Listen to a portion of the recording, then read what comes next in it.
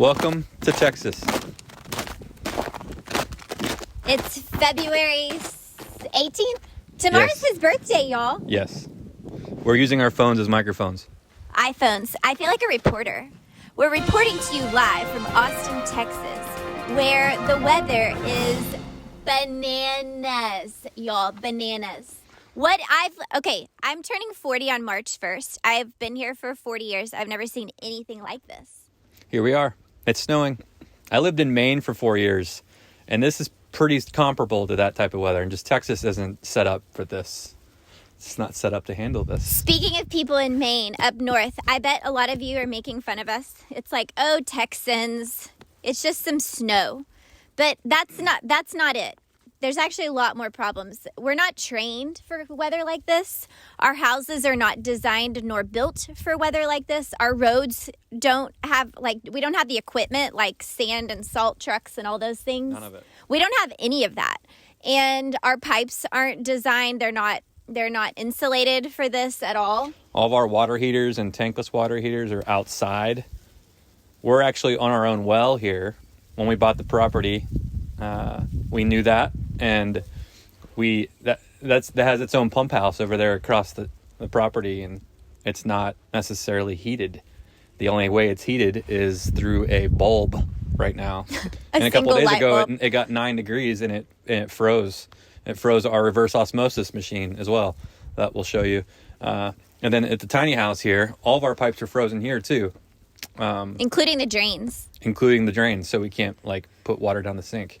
But when we installed this Kebney deck, I was able to put some insulation down and skirt it with some insulation. But on the other side of the house, which we'll show you, it's not insulated. Exposed. It's kind of exposed completely to the weather. So to give you context, on Sunday we lost all running water. Our family has had the blessing of power throughout this.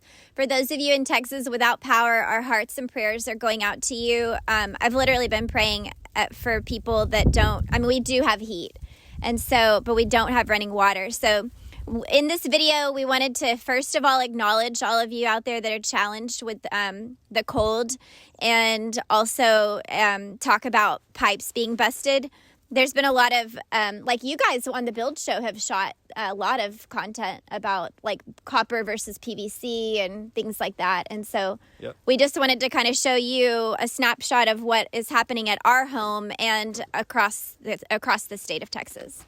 So join us. Reporting from the tiny house first. So we are still living in the tiny house, you guys, because as you know, the main house, we literally just finished the flooring, and our furniture wasn't in there until Saturday, and then this all hit on Sunday. But we still don't have a kitchen in there. So for our family right now, it makes the most sense to stay in the tiny home. It is small, so it's easy to heat quickly, but it is also above the ground. And as Joey just said, our pipes are exposed. So we haven't had running water since Sunday, which means no showers for days, but that's okay. Go to the back of the tiny house. Yeah, no, we can start at the well. You want to start at the well? Let's start at the well. Also, all of our trees are cracking. It's so sad, you guys. We have beautiful live oaks in Austin, and so many of the branches are cracking. A lot of our cedar, you can just see it. Look right here. Everywhere you look around our property, there's tree branches cracking everywhere. It's really devastating. I don't think our land or property will look the same after this winter storm.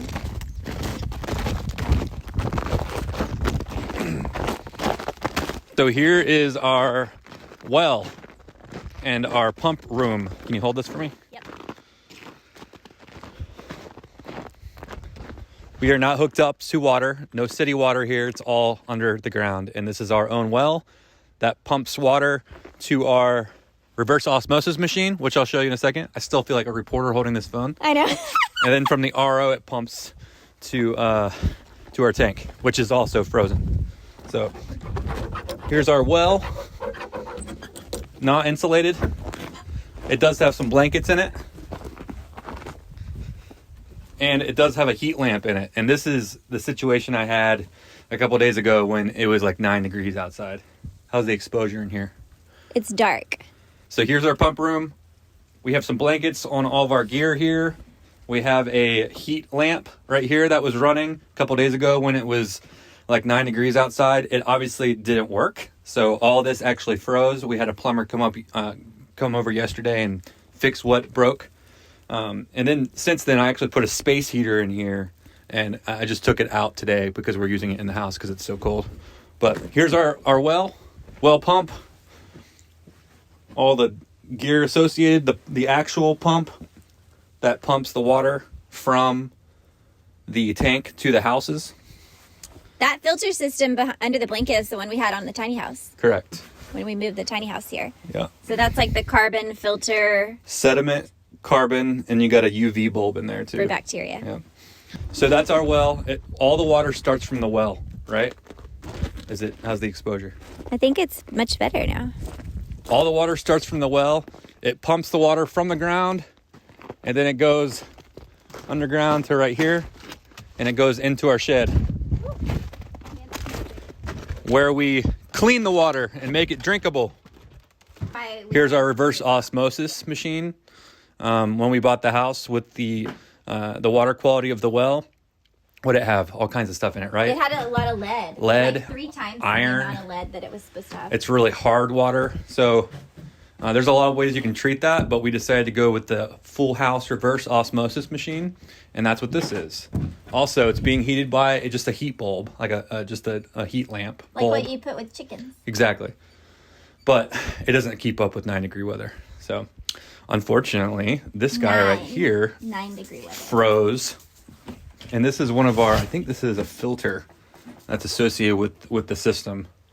And it turned into ice when it got 9 degrees outside. And then when it thawed like yesterday or 2 days ago, a little bit, it started to expand. And the tank is made of this like, what would you call this stuff? I don't know. Some kind of plastic. Wrapped around it. But yeah, that our RO situation is not good either. In the future, we will be insulating this space with See that rigid insulation board, foam board right there? We're going to make a little house, like a little box out of this RO, so we can actually heat this portion of the shed. Crazy. So from the well, it gets pumped to there, and then it cleans the water. It goes through that entire system right there. I can't explain everything. And then if you see up top right here, after it's done cleaning the system, oh yeah, it pumps it to our tank, which is outside, and we'll go see that now. And here's the tank. And since we were dripping our faucets and trying to mitigate this as much as possible, when this all started, we actually used a lot of water dripping our faucets. So we only have like up to about here in water right now. And guess what? It's ice. So even if we did like have everything working, we wouldn't have any water to pump into our homes anyways, because this is where all of our water comes from. And this tank is frozen. How many gallons is that, Joey? This is 1,000 gallons. 1,000 gallons of water. Here, I'll take the camera and we'll go down in there real quick.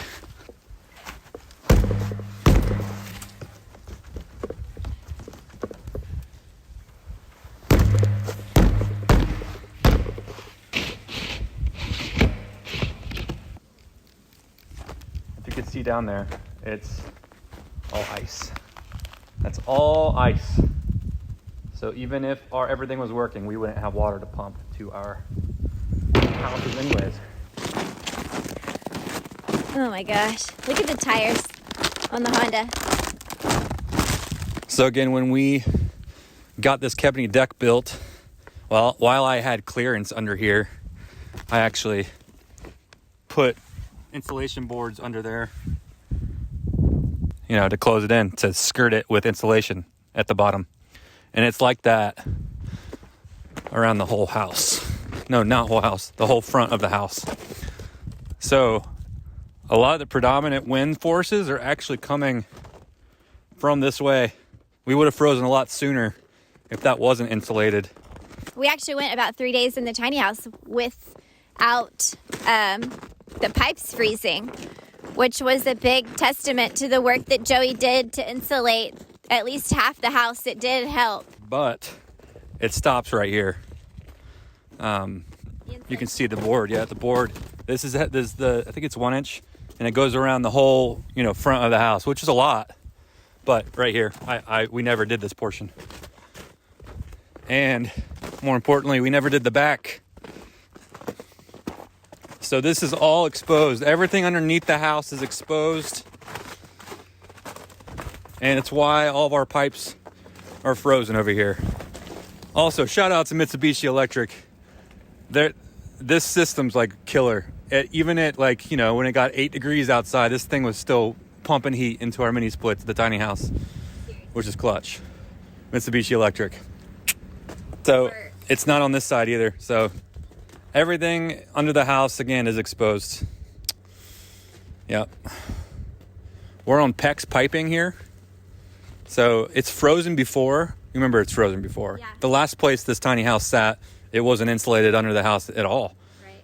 And it froze a couple times, but nothing popped, which was great. PEX usually tends to be able to flex, get bigger and smaller, way easier than copper. Copper busts very quickly. And it did in our house. And it did under our house. Yes. Right now we have copper pipes that are busted. We have couple busted copper pipes. And I haven't even told you this. Something stinks right in front of the house. So I'm hoping the septic line didn't bust. Oh, God. Yeah. It probably did. I think that's probably what it is. Oh, my God. I think that's PVC, though, so that should be easier to... We got some work to do when it thaws out, So many unfortunately. people do. But we haven't lost power, which is amazing. Yeah. How am I doing on camera? Am I You're doing great. Am I doing good? Yeah, you're doing great. I bet you never thought you'd see an icicle off a bolly bed right now. You guys, that's a wrap. Basically, we just wanted to show you our water system and where it's been compromised, and to also just to reiterate, like, Texas homes are not built for this kind of weather. And so there's a lot of tips that we could do, I think, in the future to better insulate our pipes.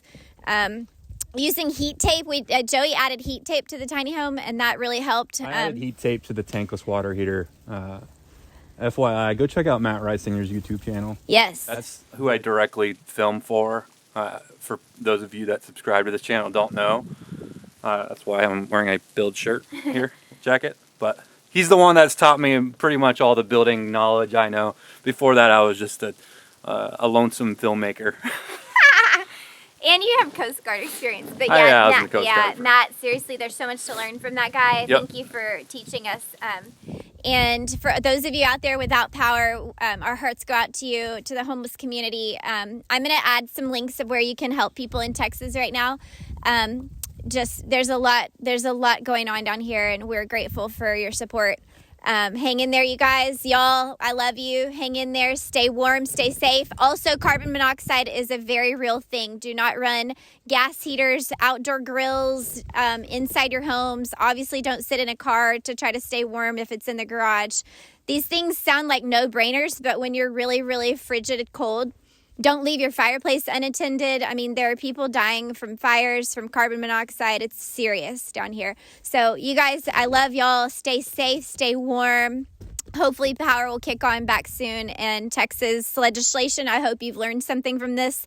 And I hope you can fix this, because this shouldn't have happened. We should not have all lost power at the same time. It's not okay. You guys need to get it together. And I'm going to add some links for where you can find out how to help. Making it political? I don't care. She's making it political, everybody. You know what? I don't care. All right, we gotta go. I'm not a political person, but this shouldn't have happened to our state. We gotta go, though. I don't care. Okay. Anyway, you guys stay safe, stay warm. I love y'all. We'll see you next time. Hopefully in some warm weather.